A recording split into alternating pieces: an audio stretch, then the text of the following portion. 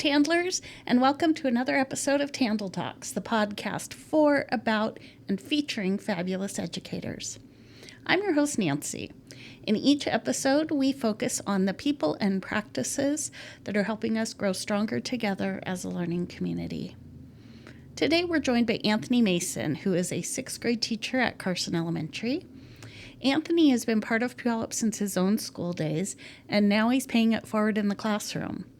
In this conversation, he shares his experiences with Character Strong, also known as Purposeful People, which is our district's newly adopted SEL curriculum.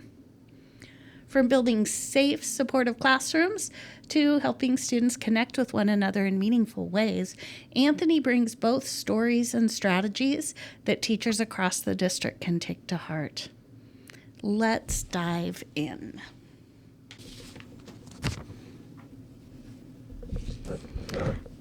Hello, TandLers. We are here today with Anthony Mason, who is going to be talking with us about purposeful people. So, Anthony, welcome to TandL Talks. Tell us a little bit about yourself. Well, I'm a 6th grade teacher at Carson Elementary. I'm going into my 6th year teaching. I've taught always at Carson. I used to teach 5th grade. I taught 5th grade for 3 years. I graduated from ER in 2016, so, kind of Puyallup born and raised. And, I have siblings. 4 of my siblings have gone through the Puyallup School District. And so it's kind of nice because sometimes the curriculum, I can be like, hey, I see overlap in certain things. Yes. Like my brother's 16, and when I first started, a while ago, my brother at the time, he was in 5th or 6th grade, and like some of the curriculum, I remember my brother going like, hey man, I need help with this AR and things like that. And I was like, my first year I was like, actually, hey, I could kind of help. I remember teaching my brother this little things. Like I remember in 5th grade he was just really struggling with the concept of volume. My brother's very bright. My brother's like a 4.0 honor roll student. But at the time, he was like, man, I just don't get the volume. And this was obviously during COVID. Right. And so my brother's like, I don't really get what to do. And I'm like, the nice thing, I teach this. I kind of know what to do here.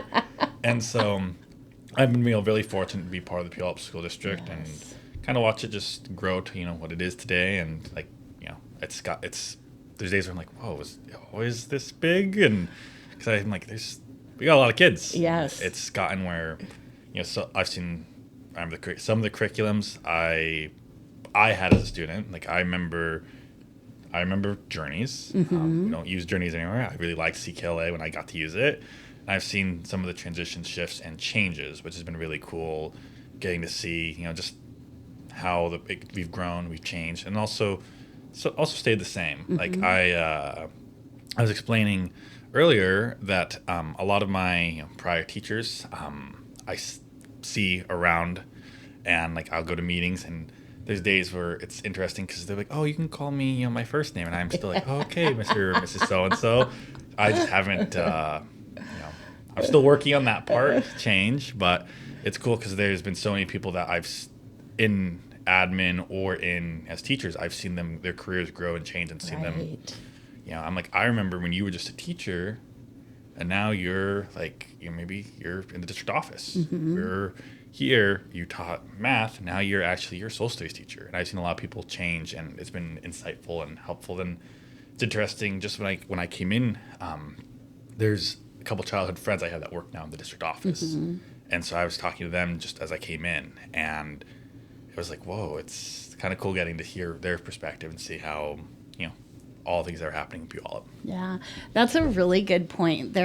I've been here my whole career, and there are just lots of great opportunities. You can try a lot of different things in a system this size, and people are so supportive of something different that you want to try. So we're going to be talking a little bit about Character Strong / Purposeful People today. As you know, this is a district-wide SEL curriculum adoption, but you've been using it for some time at Carson. Mm-hmm. So how long have you used Character Strong? I would say I'm going into my 3rd year utilizing it. My first year, I guess everything. it was kind of, I'd call it a soft rollout. At the time, I guess how how my team discovered Character Strong is we're very fortunate. We had a really amazing SEL TOSA. Our SEL TOSA was like, hey, I saw this. I have a friend at Edgemont. They're gonna, share their login with us so we can look at this new curriculum that the district is that is being piloted around the district, and we can see if it might have elements that we're looking for. Part of the prior curriculum that we were using for SEL curricula was maybe not as geared and hitting all the marks that you'd want as sixth grade. Sixth graders are a weird, embodiment because some things they do, they want to be very mature, very distinguished, and they're like, that's, silly. And then there's other times where, they still are very much children. Right. And I think Character Strong does a better job of kind of knowing how that works and operates and kind of meshing that, where there's some silly mixed in that lets them kind of let that guard down. Because the big thing is, if I ask a kid, like, let's do a go noodle or a brain break, first thing would be like, oh man, I don't really know, that's not cool. Is so-and-so doing it? But if you can get them to kind of, relax into it. Right. I told the kids we were making burgers. I don't know all the go noodles, but I was saying, like, flip the patty. I gotta, you press down the burger, and the kids were laughing, having a lot of fun with it. And that was something, you gotta kind of break the tension with them because they, I think, is it cool first? And I think Character Strong did a really good job with that. And I think another really strong embodiment for it was it's being modified, maybe the word I would use. So like my first year using it, I remember some parts of the curriculum were still being maybe developed, and it's gotten a lot more streamlined. I'd say it's gotten, last year I used it, I got through, I'm saying, I think maybe 27, 26 of the 30. We used the 35 lessons, so I still got pretty far. SBA time, is where it really, that's where I was on track, and then SBA time, we lost a little bit there, but I was able to pick up again. But for us, it was really nice because it had a lot of things that I think were really pressing for the kids. And that made it where the kids were able to, I think, connect with something that's more geared at their age. And I think that they, the nice thing is it's pretty, I'd say, user-friendly. Even my wife, so my wife teaches in another district. I haven't looked at hers as much, but she's a high school teacher. They also use Character Strong. And I was telling her, because she was telling me, she's like, yeah, they just adopted it last year. And she was telling me how she was envisioning using it. And I was like, oh, no, you want it, here's how, like, I've done this a couple times before. You want to use this, you want to put a little more time into this. And she was like, really, you do that? I was like, okay, at first, I think, like, they have, not only they have, welcome, they'll have kind of a game energizer, then they have the bulk of the lesson. I'm forgetting one piece, but then it's the character dare. And I was saying a lot of really meaningful discussions, or at least for me, were in the welcome writing assignment. Like, we had, it's set up in a way where it's user-friendly enough because it's a sentence starter. So any kid really can access it. But that small sentence starter, some of the things you can get, like, you can get a lot of value out of. Like, I was telling her, one of the favorite ones I did with my class, it was talking about someone you admire. So it's just someone I admire is blank because blank. They could have put, a name and a couple words. That would have answered the prompt, truthfully.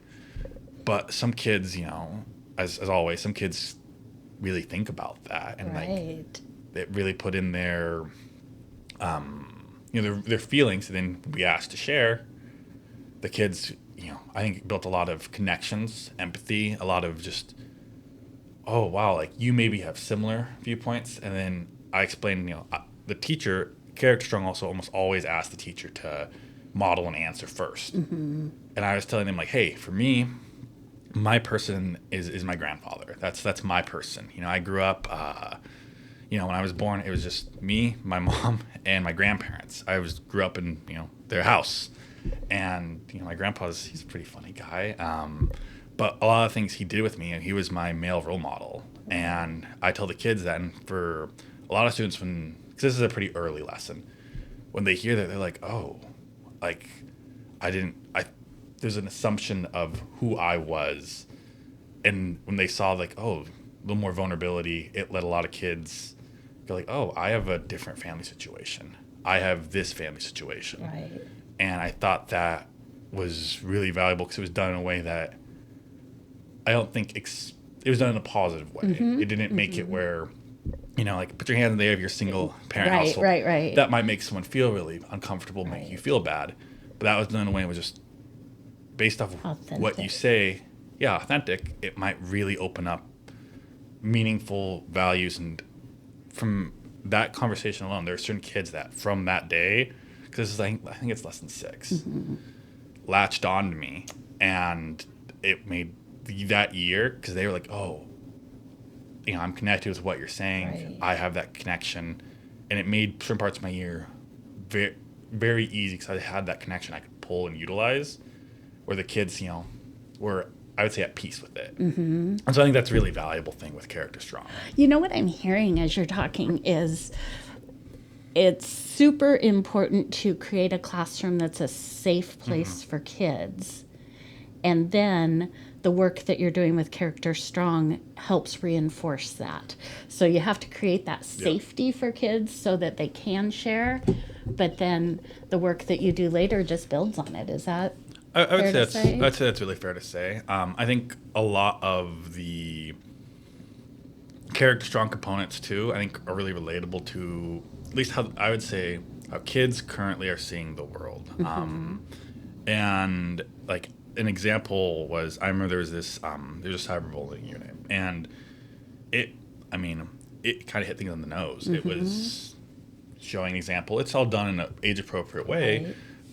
but I remember the kids were like, oh man, like that's not okay. That's really, what we just saw occur in this video did bring up feelings. And it made it where I didn't really deal with any phone issues in my room. I don't think there's anything where it was cyberbullying. Obviously kids had disagreements, but most of the time when I had a disagreement with students in my class, I was able to say, hey, here's what we're gonna do. We're all gonna sit down, you and we're talk about it. You're telling me what you have to say, they'll tell me what they have to say, and I'm gonna sit here and mediate. And at the end of the day, we're all gonna shake hands and call it a day because we have to move past this. And I think it was really nice because some of the things that I guess you don't think of, you're being proactive instead of reactive. Because if I remember right, lesson 1, it's one of the very first lessons, is also on bullying. And that's something that if you don't support early enough in the year, that's a foundation. I would argue that's a foundational piece. If the kids start bullying and it's not corrected early on, it can become something that's really hold you back the whole year. And that can be something that if we are correcting it and supporting kids, saying like, hey, here's how we talk to each other. Here's how we communicate. Here's how, this is how it works in the real world. You can't just talk to someone this way. And how does it make someone feel? And I think that it does a really good job, but it also has, I'd say, uplifting moments too. I don't know why they went with the approach, but they have a thing in Character Strong, at least in the 6th grade. They were like oversized items, is what I'd call it. So like, there's interviews. I swear it's like one of them, I think it's a big table and big chairs, and it's, normal sized kids. So it's not proportional. They also really like the big hat. The kids love the big hat of it. And I don't really understand, because it's like a foam, like I would say like a foam hat you see at a baseball game. Right, it's larger and it does look silly, but it's asking your reflection questions. And some of them are like, have you ever probably said something you didn't mean? And I think it allows kids to see I think it addresses the humanity that we all have. Like, just because, I'm upset, I might say something that I didn't mean, and you kids might say something they didn't mean. And that's something that we don't have to just let that stir. We can actually say, hey, I'm sorry. I want to make it better. And I think the humanity nature and moving towards things, and that also comes in the character dare. The character dare, I think, does a lot of things that are, I would say, pro-social. So like, holding the door open for someone. Some kids maybe haven't had that as a learned experience. That's not something that they have intrinsically had as valuable. But if we're all trying, the challenge is hold the door open for 2 people, and now all the kids are going, man, I want to get the challenge done. I want to hold this door open. And it's something that's, it's a small sign of gratitude and respect, but it goes a long way because now kids are understanding that, oh, here's what this means. Or like, I use the example, I tell the kids, I play chess. In chess, when you sit down, you greet your opponent, you shake their hand, you look them in the eyes, and, you say, hey, it's nice to talk to you, yada, yada, yada. And there's like a character strong moment where it's, sit down and talk to someone new, introduce yourself. And I don't know if it's interesting to see kids that, there's kids in my class that have been at Carson since kindergarten. And they've been there this whole time. And there's another kid that's been there since kindergarten. They've referenced, but they don't really know them. And I'm like, you guys have been for your lifespan, right, most of your life, you've known this person, but you don't generally know them. And it was really interesting to see because those kids got to actually get to know each other, and I got to see different friendships that I think without the character dare model and getting into, I'd say, like those moments of vulnerability, I don't know if they would have happened as organically. And so that was really cool to see friendships that, like, let's say these are the kids that play football, this is the kid that does this kid that does this kid that reads books. Typically at 6th grade, they're kind of in their niche. But they started going, hey, I'll go talk to that kid that plays football because we found out we both like Pokemon or something. And they have that now small connection piece that because they took the time to slow down and sit down and think about things, they actually got to learn something genuinely about each other that allowed a lot of growth and different perspectives. I think that's something that's really, really insightful for kids, especially at 6th grade, because I'd say that kind of working on figuring out like the world beyond them about right, how people have feelings and going, oh, I know people don't think like me, but I don't always understand their perspective or their feelings, and they're still working on it. Some kids are a little farther along on that journey than others, but some kids are like, oh, I didn't think about that. And so that's something that I think naturally isn't kind of ingrained into the curriculum that does a really good job of supporting students. Love it. How do you fit these lessons into your weekly schedule? For me, it takes, I would like to say, they planned for 30. I just went to the Character Strong conference. They said they worked on, I haven't looked at the curricula since I've been back, but they did say they have a little bit more streamlined. I've always used the longest segment. So it's broken down into 3 different categories. I think it's 25, 30, and 35 weeks. 25 hours, if you do those ones, it's going to take maybe 40 to 50 minutes. The 35, I found, it all depends on, but it's about 30 minutes. I like to start it in the morning, typically on Monday. I think it was a really good way to start the week, start reflecting, because the kids are getting put back into the routine of being reflective, while on, let's say, and it carries over. I know that I've heard other colleagues, it's different approach, different tactic. They're talking about doing, because it has 5 components every lesson, and since there's 5 components in every lesson, they're saying, hey, I'll do 1 component Monday, 1 component Tuesday, 1 component Wednesday.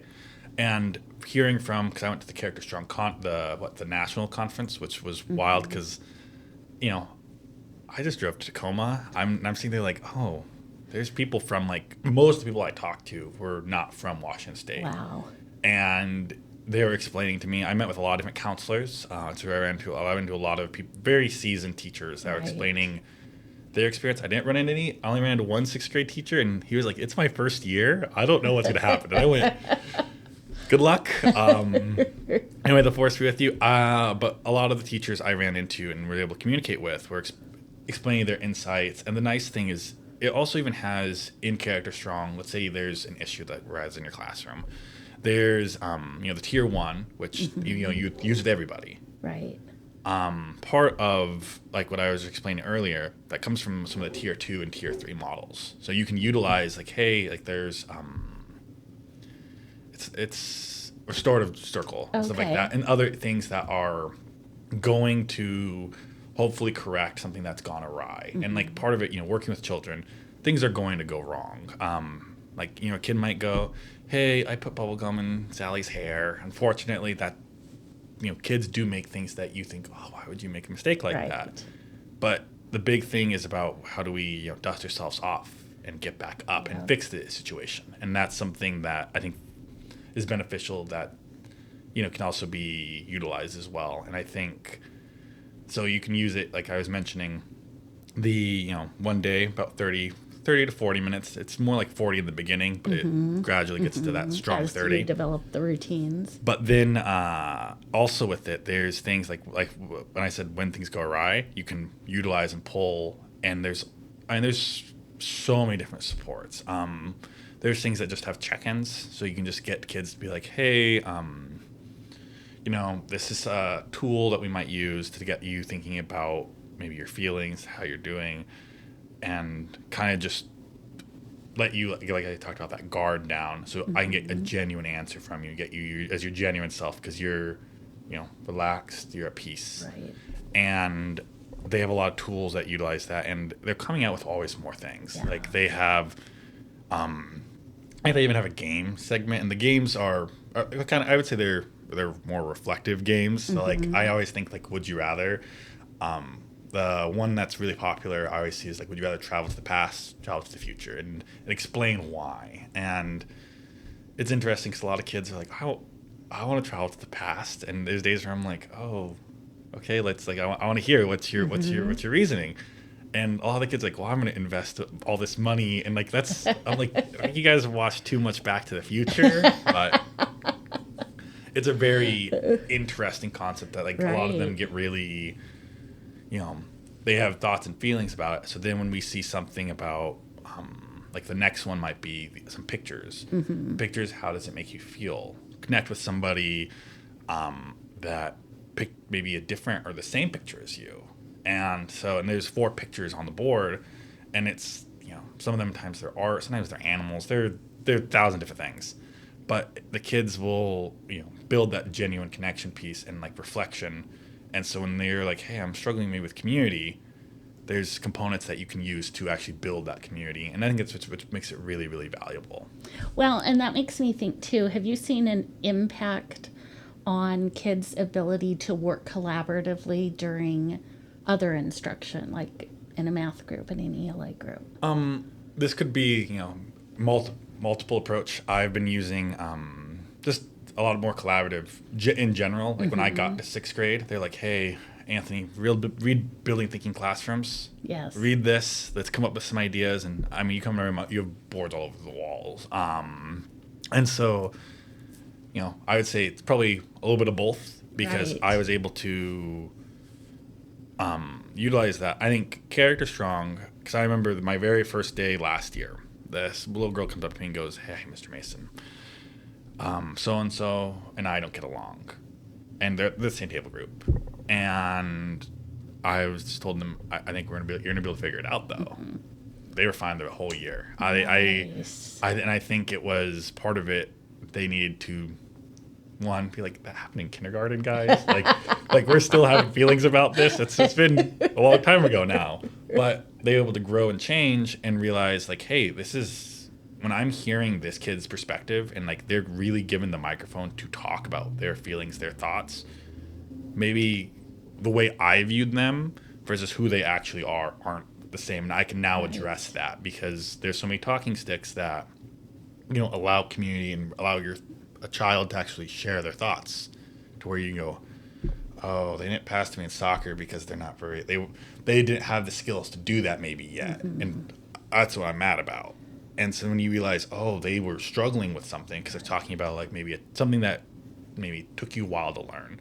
And like I tell the kids, I didn't swim till I was 12. And some of the kids are like, really? You're, dude, like you couldn't swim? And I'm like, no, my dad didn't know how to swim. My dad taught me when he didn't know how to swim. And I tell the kids like, it's the idea of, I think, like resilience and hard, like grit. Like the Character Strong uses a better word for it, but the idea of something that just because it doesn't come instantly, like we can work through it and actually build and make something that's, pretty valuable and get skills that we actually need out of that for life. Yeah, you think of all those skills that you're talking about, the understanding of someone else's perspective, and how that benefits you in your personal relationships, in your work relationships, all of that for adults, right? That's super exciting. Do you have any other specific student stories that stand out to you as impactful? You shared about the two girls. Right now, I'm just thinking for a lot of it was, I think, just building, like I said, like that community. Like I had a student that last year they had a study they were working through. They worked with SLP, and by the end of the year, because at first the kids would go, hey, I had to do this presentation in front of everybody. I noticed so-and-so didn't do the presentation. And they maybe had feelings about it. And, that's a conversation about like, hey, like I tell the kids, like, I'm 6'4". If I asked you to touch this part of the ceiling, that's not hard for me. Right. But that's really some of them are not my height. Some of them are getting real close though. And I think that element of communicating that we're different, and that's something that is also built in there. That lesson I don't remember that one off the top of my head, but there's elements where like we all are different. We all have different skill sets, and just because we have differences, we can work together and build things. And by the end of the year, we did in sixth grade our final unit 4 for ELA. It talks about poetry, and this is my first year getting to that level, because last year 2 years ago was my first year, and first year of the new curriculum's tough. You're like, man, this isn't CKLA, this isn't Journeys, this is different. But when I got to when I got there to the unit 4, it's poets, and me and my colleague, we collaborated and came up with like a list of like 12 poets. Okay, I didn't know this at the time. The student that had the stutter picks Amanda Gorman. If you don't know, that's the person that read the speech, "The Hill We Climb" for President Biden's inauguration. Right. Eloquent speaker, very talented. Yes. I guess she grew up with a pretty tough stutter. Had a lot of corrective, and did a lot of things to intervene so she could be this pretty, I'd say, strong public speaker. And that student picked her, and so that was really cool to see. I think that student got to see, just through other means, got to see elements of themselves, but also got to see, like, look, this thing I worked through. By the end of the year, like, we have debates in sixth grade. We have all these other components that we were able to work through, and they were able to build upon. And the kids did so in like a pretty, I'd say, it was like at first it was like, oh, dang it, how come? And then by the end of the year, though, because we spent time talking about, we're all different, they were able to go, hey, I get it. Didn't say anything. And there was even kids that say, hey, like one of our debates, because sometimes some of the debates they would speak aloud if they were feeling up to it. Other times they'd go, today's not the day, which is just fine. And other kids would say, hey, I'm their friend, I'll read it for them. Oh. And so they were still a part of the, obviously the learning and the environment, the setting, but it wasn't, they felt comfortable. Right. And that's a big thing, is I try really hard to make sure that all my students are comfortable, safe, and, feel like I tell the kids, I want them to be an advocate for their education. Right. I explain, my family's from another country, and I explain, like, where my dad grew up, education is not a fundamental right. That's something that, like, my dad wanted education, he went to the church. My grandma went to the church. So I tell the kids, hey, this is something that our country, it's into our Constitution. This is a fundamental right, and I want you to, understand, I want you to have an education. I'm fighting for you to have an education, and I see the importance of it. And at first, the kids are like, okay, what does the word advocacy mean? But by the end of the year, this is something I did, and I made it where we talked a lot about this, and we reflect, like, were we a good, strong advocate today? And we would talk about some days, Mr. Mason, I kind of was a little lazy. I wasn't putting in the work for my education. I skipped the notes. I could have been better. All right, we're going to try and using that growth mindset model we're going to get back on the horse and try again tomorrow. And 6th grade's hard because there's days where I go, man, my 6th grade teachers, there's days where I go, I remember doing all these notes. Like we do, and part of it, we have to prepare them for junior high. Right. And right. I need the kids to be prepared for, think 6 different teachers. Yep. And all different subjects, and they're all different. And so for me, advocacy was a really vital thing that I spent a lot of time delving into, supporting. And I think it really turned out that we had, I had a really amazing class. I had a lot of really talented students, and there's days where I'm like, all right, let's just dust off what we did last year, and let's think about it, improve, refine, reflect. But I'm like, let's continue, because I think that was really cool seeing some of those moments in students. And that's the one really cool thing about 6th grade is you see kids are starting to get their elements of who they will become. Yes.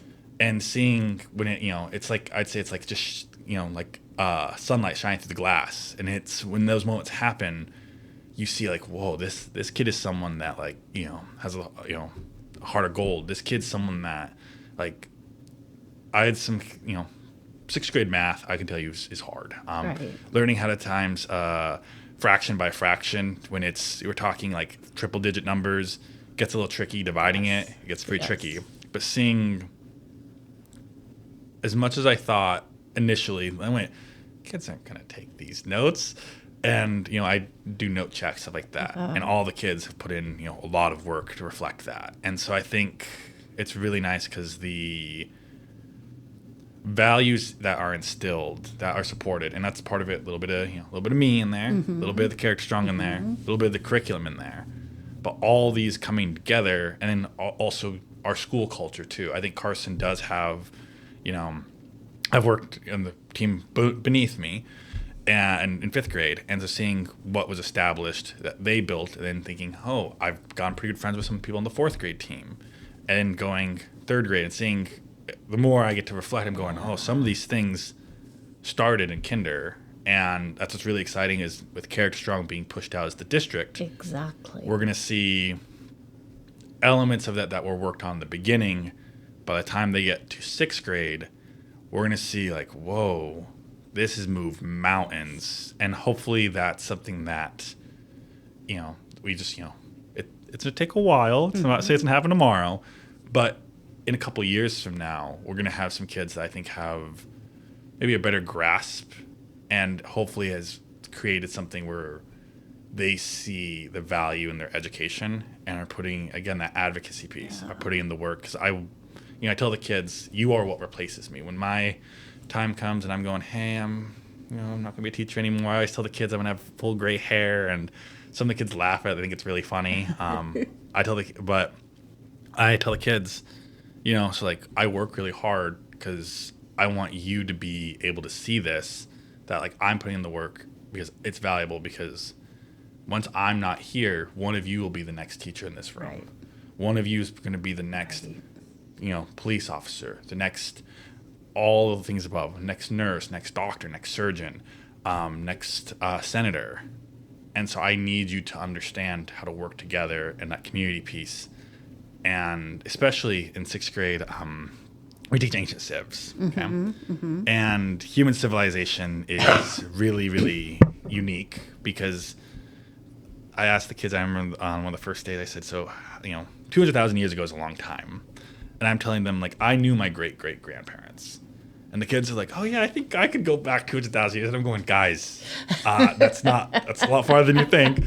But I was explaining to them and I was showing, like, look, in all of these cultures across the world, not matter, you could go from any continent, all of them had to figure out what were their agreed upon norms, how they work together, and they built a society. And look, this isn't just, 10 days later. Some of these societies are so much older. They're thousands of years. And we still know who these people were and we talk about them. So it shows what were they doing. And I think the kids eventually go, wow, like we got to work together. And that community piece, I think, is really vital in that. Sounds like you do such a good job of integrating the stuff that they're talking about in Character Strong with curriculum. Yeah, I'd say it's the nice thing is it blends in. I would say it's like the ice in the smoothie. It's something that it fits in all pieces, and so it's really easy to reference, to build upon, because it's something that it's not typically super complex. It's small concepts that, if we think about it, we're like, oh yeah, we all agree and see the value in, but making it in a kid-friendly way where the kids, they are piloting that ship, makes it where it's really valuable and the kids can, be invested in something, and like their education is important. And it's something, I want smart children because I want hopefully a good surgeon someday, and I want good doctors and good people that will take care and do the work when I'm saying, hey, it's time I retire. Right. So, Anthony, what advice would you have for our teachers who are new to Character Strong and Purposeful People? I would say take one piece. Like I said, there's 5 major components. Take one piece and make sure it's done to the highest level that you can do. Because some people, like I told you, the intro, I think the intro is super valuable. Like, I think, and I know there's teachers that might go, oh, this is a sentence starter. I'm not going to do this. This takes too long. It takes 3 to 5 minutes. And the curriculum's nice because even structures and guides like this is probably going to take 3 to 5 minutes. But if you take just one of those components and do it every time, I think there's going to be a lot of growth. And then you just say, hey, next year I'm going to take 2 components. Next year I'll take 4. And you can really build upon the curriculum. Like, I can tell you one thing that was, I'd say the character dare for me was probably the hardest part. Part of it is you have to be mindful of where you are. I'm a 6th grade teacher. Unfortunately, the Character Strong curriculum was written in a middle school setting. Right. And so there are elements that the kids get a little confused by, and I have to we have to tweak some wording to make it where it's actually obtainable for the kids, because some of it is grounded in the world of middle school. But the nice thing is at Carson, I mean, we've been doing a lot, just trying a lot to advocate for the kids. And like one of the things, was like the kids, like we've made a lot of new clubs recently. That's been a big thing that we've been working on. And one of the character dares was like, hey, get out there, try a club. And it was nice because I had a student that he never did sports before. He's very bright. And he went out for sports club that we have at Carson, and went out for track. And at first I went, oh man, this kid's, because he also would wear the same sweater, and he was like trying to play basketball. I was like, all right, he's building. I'm like, we want to wear shorts and stuff for basketball, but it took that. Hey, you're challenged. Get out there, try something new. Yeah. And he took it as is and went, I'm going to do that. And that was something that I think, knowing that student and hearing from my admin how they were someone that kind of walk in the hall, they didn't say hi to you, like they aren't gonna say, like at our school, all the kids know our principals. They know Dr. Chandler and Dr. Gendro, and they know if they say hi, they're gonna say, hi Ray, I'm back. Right.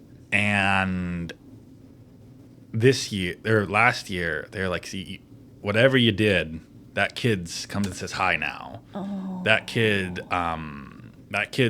participating at a level that's not what we typically saw. What we'd see was kind of a more reserved, not quite as integrated maybe in the education system. And now they were like, hey, I got back on the horse and I was willing to try new things. That was something, because I wanted to really focus because I said this is my second round, or I'm going to my third now round of Character Strong. But I started with the intro activity, and then I said I really wanted to hit the character dares.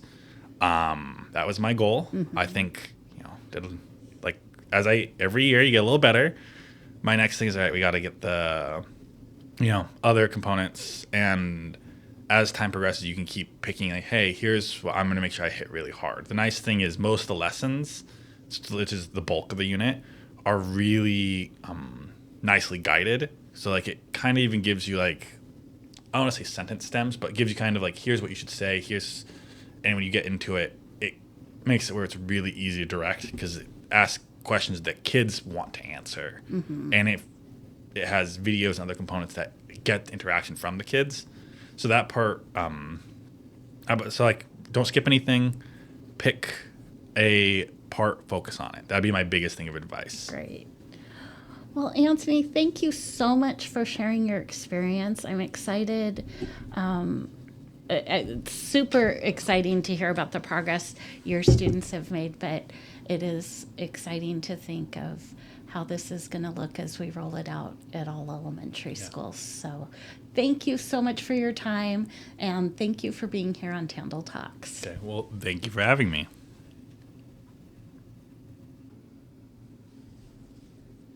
A huge thank you to Anthony Mason for being with us today. I loved hearing how he's using Character Strong to create safe, connected classrooms where kids can be their authentic selves, and how even the smallest SEL moments can spark huge growth. And my friends, now it's your turn. As Character Strong rolls out across our Puyallup schools, what is one piece you might try first? Pick a component, make it meaningful, and let the impact ripple out from there. Thank you for listening. Be sure to follow us on Spotify, Apple Podcasts, or YouTube so you never miss an episode. And hey, if you enjoyed today's conversation, give us 5 stars and share it with a colleague who could use a little inspiration. That's it for TandL Talks, celebrating the everyday magic of our educators. I'm your host, Nancy, and I will see you next time.